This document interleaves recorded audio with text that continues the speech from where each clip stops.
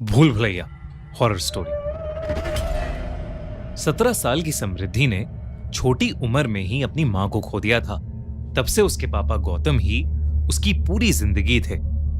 समृद्धि के पापा ने कभी भी उसे अपनी मम्मी की कमी महसूस होने नहीं दी, पर उनकी लाइफ में एक दिन ऐसा आया जिसने उनकी जिंदगी ही बदल दी। एक यूजुअल संडे का दिन था। समृद्धि के पापा कुर्सी पर बैठकर अखबार पढ़ रहे थे और समृद्धि अपने रूम में कथक डांस प्रैक्टिस कर रही थी।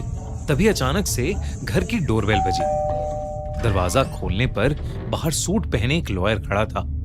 उसने बताया कि गौतम के चाचा का देहांत हो गया है और उन्होंने अपनी एक हवेली विरासत में गौतम को सौंपी है। गौतम को यह बात बहुत अजीब लगी, क्योंकि गौतम की अपने चाचा से बिल्कुल नहीं बनती थी और वो करीबन 15 सालों से उनसे नहीं मिला था। पर जब उस लॉयर ने पूरा पेपर वर्क दिखाया तो गौतम को समझ आया कि ये सब सच था। समृद्धि और गौतम को अभी भी यकीन नहीं हो रहा था कि वो इतनी बड़ी हवेली के मालिक थे। हवेली को देखकर समृद्धि के पापा को समझ आ गया था कि वो अपनी फाइनेंशियल सिचुएशन में इतनी बड़ी हवेली में रहना अफोर्ड नहीं कर सकते थे। इसलिए उन्होंने उस हवेली को बेचने का डिसीजन लिया। पर समृद्धि की आंखों में एक अलग सी चमक थी।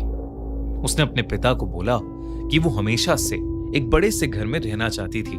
गौतम ने समृद्धि की खुशी देखकर कुछ समय उस हवेली में रहने का डिसीजन लिया। वो हवेली जितनी बाहर से खूबसूरत थी, उतनी अंदर से भी। समृद्धि की खुशी का ठिकाना ही नहीं था। वो पूरी हवेली में घूम घूम कर हवेली के सभी कमरे देख रही थी। तभी वो एक ऐसे कमरे के आगे पहुंची जिसका दरवाजा बंद था। उस बड़े से दरवाजे पर एक बड़ा सा ताला लगा था और उस ताले पर संस्कृत में कुछ लिखा हुआ था। समृद्धि ने उस ताले पर जैसे ही हाथ लगाया, उसे मानो बहुत जोर का करंट लगा। इससे पहले कि समृद्धि कुछ समझ पाती, उसके पापा ने उसे आवाज लगाई और समृद्धि वापस मुड़कर अपने पापा के पास जाने लगी। पर चलते चलते समृद्धि के कानों में एक आवाज आई। उसके कानों में एक औरत हंसते हुए उसे पुकार रही थी।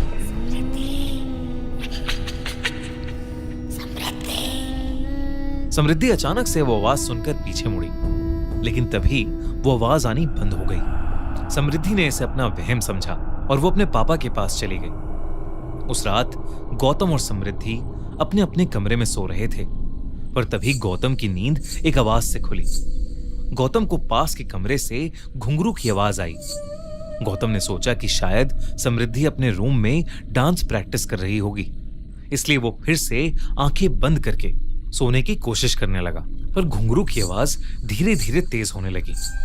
ऐसा लग रहा था कि जैसे घुंघरू पहनकर कोई गौतम के पास आ रहा हो।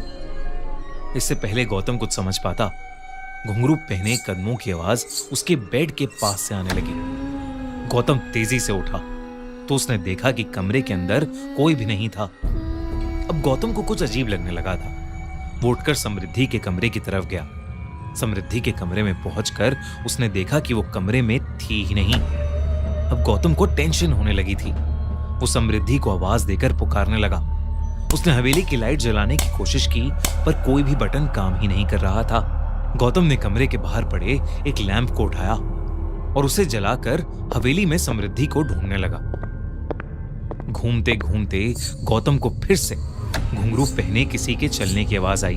गौतम उसी आवाज का पीछा करने लगा। गौतम जितना उस आवाज के करीब जाता, वो आवाज उससे उतनी ही दूर जा रही थी। लेकिन उस आवाज का पीछा करते हुए गौतम ने खुद को एक कमरे के बाहर खड़ा पाया। उस कमरे का दरवाजा खुला हुआ था और उस कमरे के बीचों बीच में गौतम को कुछ ऐसा दिखा जिससे उसकी रूह कांप गई। उस कमरे के अंदर एक लड़की साड़ी पहने घुंघरू डालकर डांस कर रही थी। इससे पहले वो कुछ समझ पाता, गौतम को उस लड़की का चेहरा दिखा और उसका दिल दहल उठा। वो लड़की कोई और नहीं बल्कि समृद्धि ही थी। पर समृद्धि बिल्कुल भी नॉर्मल नहीं लग रही थी। उसने बहुत सारा मेकअप किया हुआ था और वो मेकअप उसके पूरे चेहरे पर फैला हुआ था। उसके बाल बिखरे हुए थे और वो बंगाली भाषा में कुछ गाना गा रही थी। गौतम ये सब देखकर बहुत डर गया और वो दौड़कर समृद्धि के पास गया। उसने जैसे ही समृद्धि के कंधे पर हाथ रखा, समृद्धि ने मुड़कर जोरों से एक चीख मारी और गौतम की छाती पर अपना हाथ मारा। गौतम समृद्धि का हाथ लगते ही कमरे से बाहर जाकर गिरा और उस कमरे का दरवाजा गौतम के मुंह पर बंद हो गया। ये वही कमरा था जिस पर समृद्धि को सुबह ताला दिखा था। गौतम उठकर जोर जोर से उस दरवाजे को पीटने लगा। वो कुछ भी करके समृद्धि को वहां से बाहर निकालना चाहता था। गौतम पागलों की तरह उस दरवाजे को ठोकने लगा। तभी उसे अपने पीछे से एक आवाज आई जिससे वो रुक गया। पापा, आप ये क्या कर रहे हो?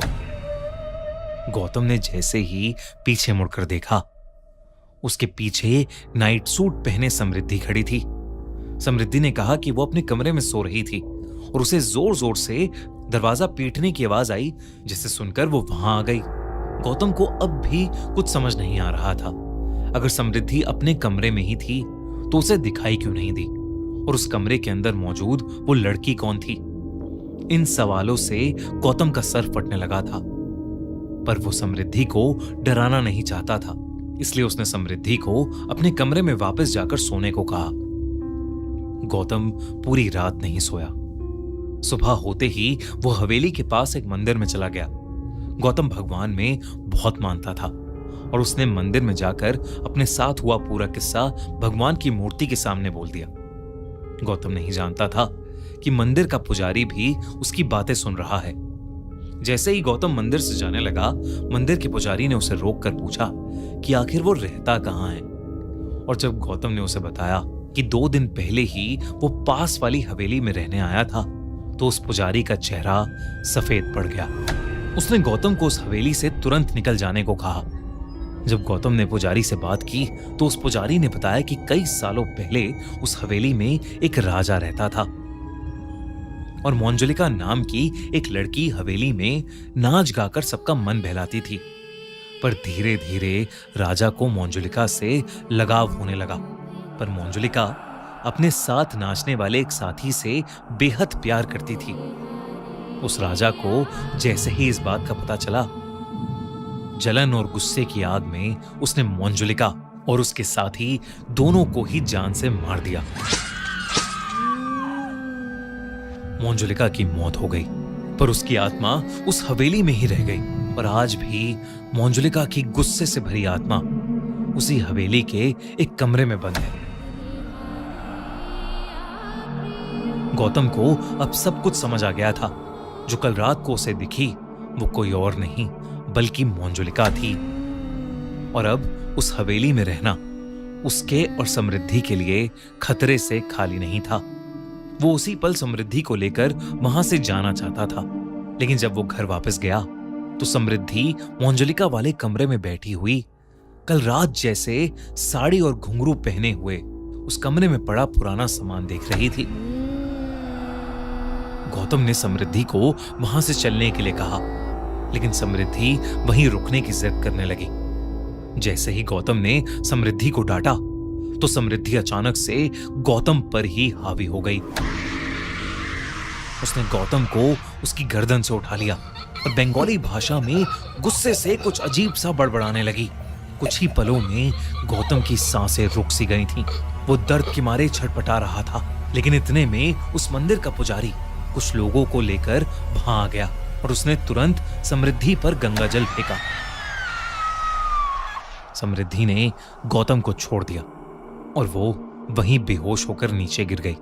गौतम और उस पुजारी ने वहीं पूजा करके उस कमरे को फिर से ताले से बंद किया और गौतम समृद्धि को लेकर उस हवेली से हमेशा हमेशा के लिए चला गया।